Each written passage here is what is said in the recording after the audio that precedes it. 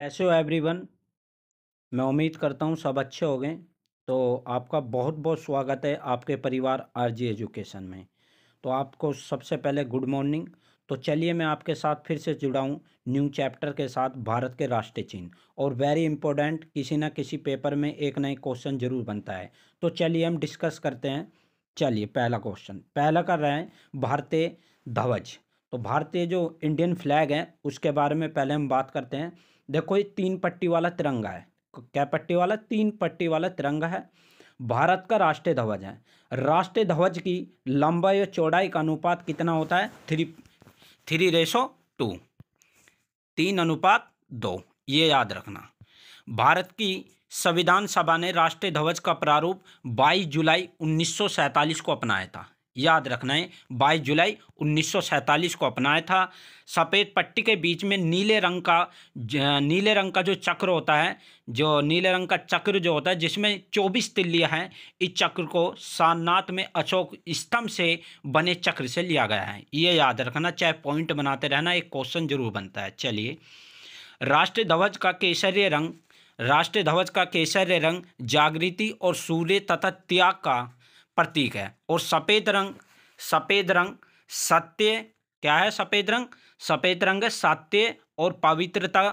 एवं हरा रंग जो है वो जीवन स्मृति का प्रतीक है। क्या है? जीवन स्मृति का प्रतीक है। ये याद रखना है, कलर से भी, रंग से भी रिलेटेड क्वेश्चन पूछ लेता है। जो केसरिया किससे है? जागृति और सूर्य, ठीक है ना। और सफेद रंग किससे? सत्य और पवित्रता से। और हरा रंग किससे है? जीवन स्मृति का प्रतीक है। चलिए इसके बारे में और चिंतित करते हैं। पॉइंट है, राष्ट्रीय ध्वज को संविधान सभा में हंसा मेहता ने प्रस्तुत किया था। किसने? हंसा मेहता ने प्रस्तुत किया था। वेरी इंपॉर्टेंट क्वेश्चन है। राष्ट्रीय ध्वज को संविधान सभा ने किसने प्रस्तुत किया था? हंसा मेहता ने। चलिए नेक्स्ट आता है राष्ट्रीय गीत। क्या आता है? राष्ट्रीय गीत। राष्ट्रीय गीत जो है बंकिम चंद्र चटर्जी का उपन्यास है, जो आनंद मठ में इन्हीं के द्वारा रचित वंदे मातरम को राष्ट्रीय गीत के रूप में 26 जनवरी 1950 को स्वीकार किया गया था। आपसे डायरेक्ट पूछेगा कि कब इसको स्वीकार किया गया, तो 26 जनवरी 1950 को। कब?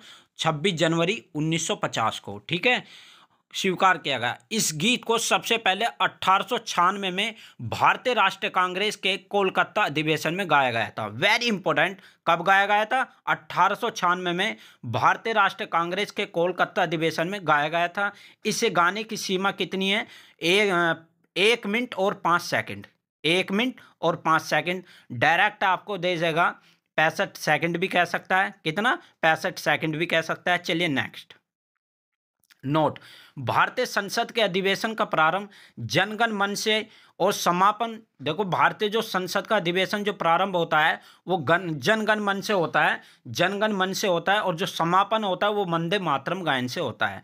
जब समापन होता है संसद में तो वंदे मातरम से गायन से होता है। याद रखना पॉइंट। चलिए नेक्स्ट, राष्ट्रीय गान। वेरी इंपॉर्टेंट, राष्ट्रीय गान। राष्ट्रीय गान राष्ट्रीय गान रविंद्रनाथ ठाकुर द्वारा रचित जनगण मन को संविधान सभा ने 24 जनवरी 1950 को भारत का राष्ट्रीय गान स्वीकार किया था। कब? 24 जनवरी 1950 को।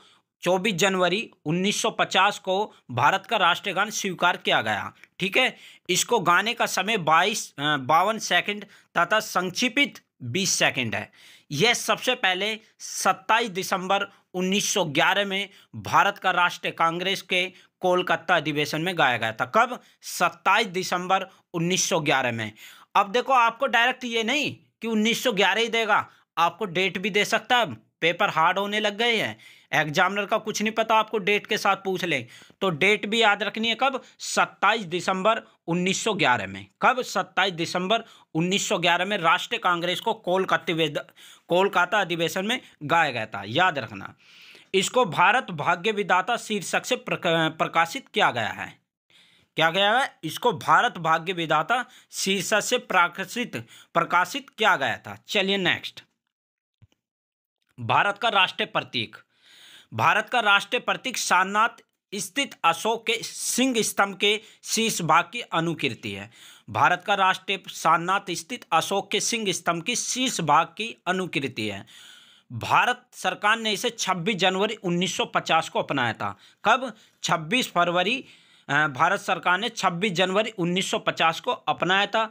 प्रतीक के नीचे मुंडूक उपनिषद में लिखा सूत्र सत्य में जयते के देवनागरी लिपि में लिखा हुआ है। कौन से लिपि में लिखा हुआ है? देवनागरी लिपि में लिखा हुआ है। चलिए नेक्स्ट, राष्ट्रीय कैलेंडर। क्या? राष्ट्रीय कैलेंडर।